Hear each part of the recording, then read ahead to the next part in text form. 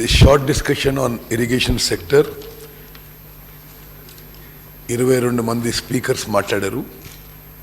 హరీష్ రావు గారు, జూపల్లి కృష్ణారావు గారు, సబితా ఇంద్రారెడ్డి గారు, రామ్మోహన్ రెడ్డి గారు, పొంగులేటి శ్రీనివాస్ రెడ్డి గారు, విజయ రమణారావు గారు, పాయల్ శంకర్ గారు, అక్బరుద్దీన్ ఓవైసీ గారు, రాజగోపాల్ రెడ్డి గారు, కూనంనేని సాంబశివరావు గారు, వివేక్ వెంకటస్వామి గారు, పల్లా రాజేశ్వర రెడ్డి గారు, తుమ్మల నాగేశ్వరరావు గారు, లక్ష్మణ్ కుమార్ గారు, బాలు నాయక్ గారు, రామచంద్ర నాయక్ గారు, మదన్ మోహన్ రావు గారు, మధుసూదన్ రెడ్డి గారు, మందుల శామ్యుల్ గారు, సంజీవరెడ్డి గారు, రాజ్ ఠాకూర్ గారు, ఆది శ్రీనివాస్ గారు, గండ సత్యనారాయణ గారు. మొదటిగా శాసనసభ్యులు వారి అసెంబ్లీ నియోజకవర్గాలకు సంబంధించిన ఇష్యూస్ అన్నీ నోట్ చేసుకోవడం జరిగింది. ఎక్కడెక్కడైతే ఎకనామిక్, టెక్నికల్, వాటర్ ఫీజిబిలిటీ ఉంటుందో మరి అది ముఖ్యమంత్రి గారితో సంప్రదించి వీలైనంత వరకు మంజూరు చేసే ప్రయత్నం చేస్తానని చెప్పి ఈ సభలో నేను అందరికీ తెలియజేస్తున్నారు. మాట్లాడిన వాళ్ళందరికీ కూడా మీరు మీ కాన్స్టిట్యున్సీ ఇష్యూస్ ఇమ్మీడియట్గా మేము రిపోర్ట్ తెప్పించుకొని will give you reply back. మరి స్పీకర్ సార్, ఈరోజు జరిగిన డిస్కషన్లో నేను జస్ట్ కొన్ని విషయాలు సమ్మరైజ్ చేస్తా. ఆల్మోస్ట్ 10 hours కంటిన్యూస్ డిస్కషన్ అయింది. మధ్య మధ్యలో రిప్లై కూడా ఇవ్వడం జరిగింది. మేడిగడ్డ, అన్నారం, సుందిల్ల బ్యారేజెస్కి జరిగిన డ్యామేజ్ చాలా సీరియస్. ఏదో ఆషామాషిగా తీసుకొని ఏదో టెంపరీ రిపేరో ఏదో add hack type of measures మా ప్రభుత్వం తీసుకోబోదు.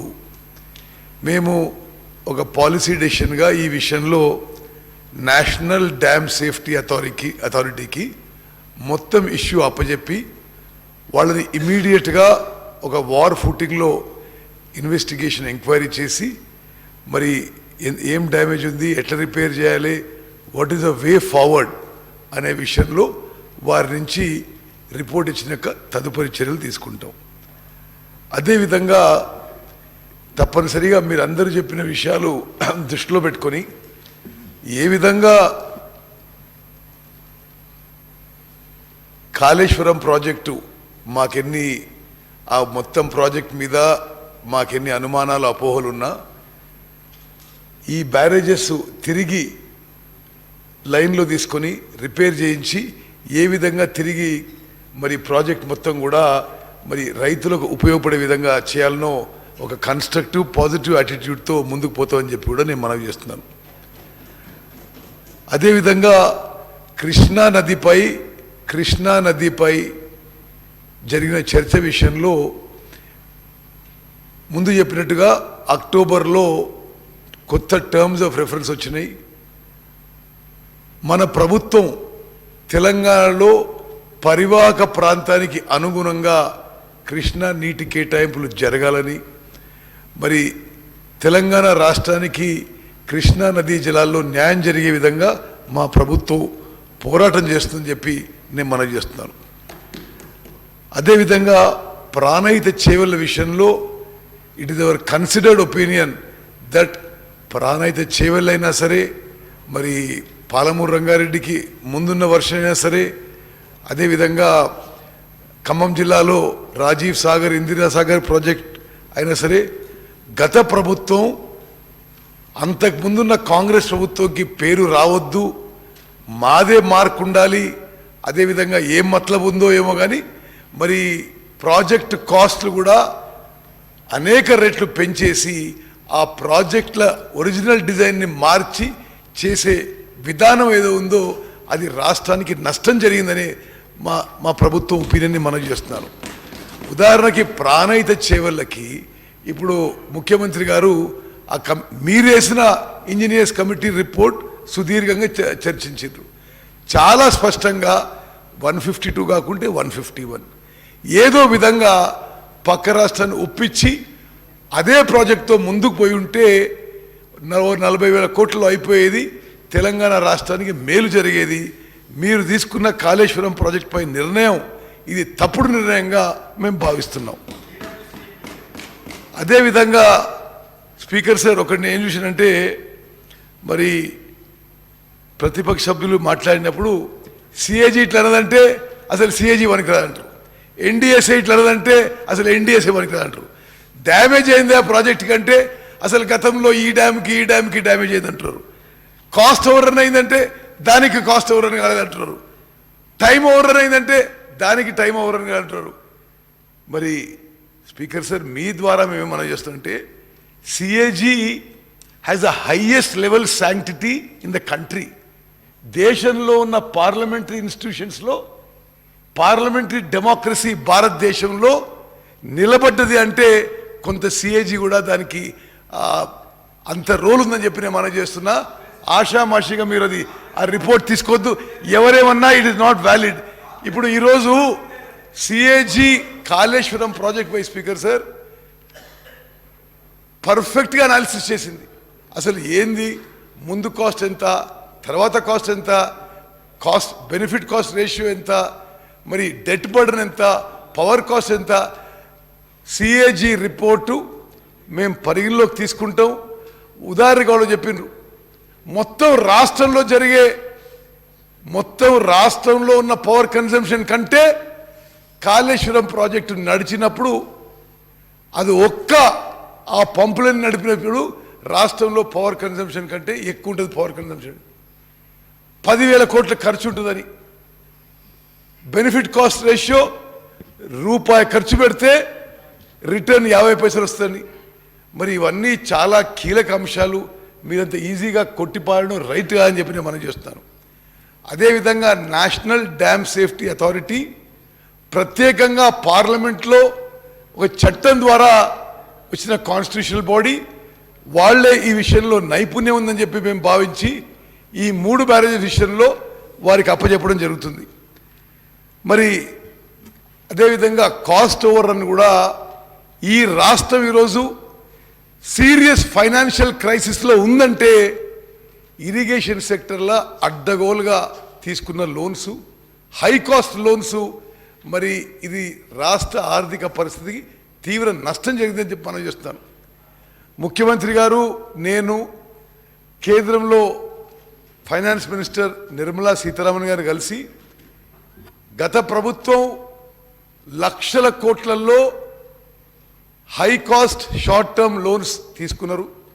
ఇది ఈ రాష్ట్రంలో ఫైనాన్షియల్ హెల్త్కి ఉపయోగపడది, ఇది చాలా డ్యామేజింగ్గా ఉంటుంది.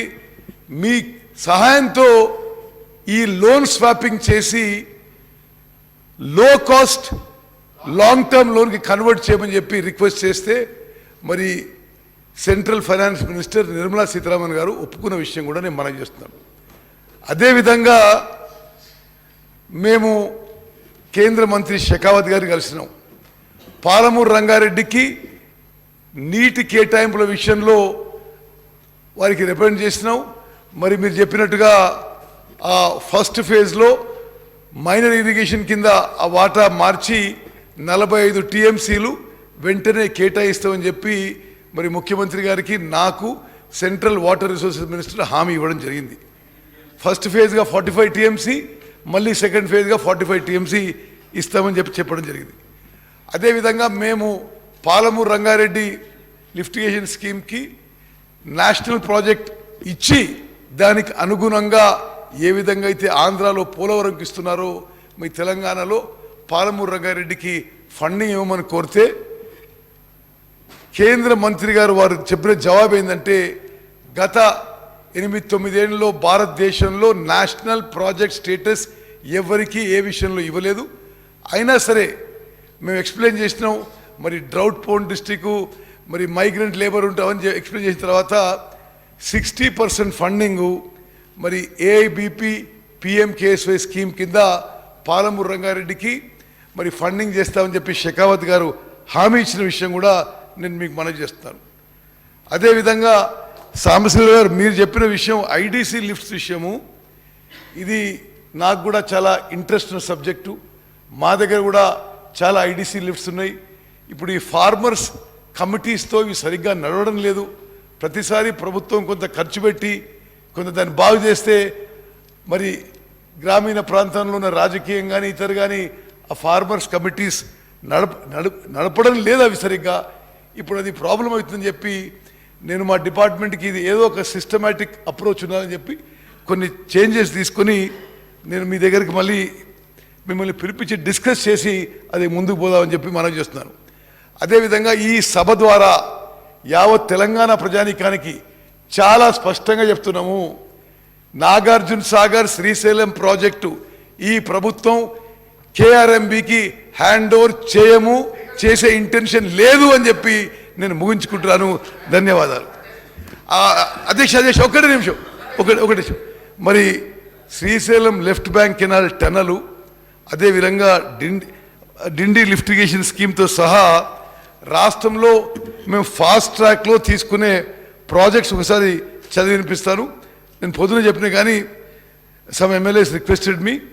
కల్వకుర్తి ఎత్తిపోదల పథకం, భీమా ఎత్తిపోదల పథకం, నెట్టెంపాడు ఎత్తిపోదల పథకం, కోయిల్ సాగర్, కొడంగల్ నారాయణపేట లిఫ్టు, చిన్న కాళేశ్వరం, ఎలిమినేటి మాధవరెడ్డి ఎస్ఎల్బిసి, శ్రీపాద ఎల్లంపల్లి ప్రాజెక్ట్, ఇందిరమ్మ వరద కాలువ, మిడ్ మానేర్, కొమరం భీం, దేవాదుల, అదేవిధంగా గౌరవెల్లి రిజర్వాయర్, డిండి స్కీమ్స్ మా ప్రభుత్వం ఫాస్ట్ ట్రాక్లో తీసుకొని ఈ సంవత్సరంలో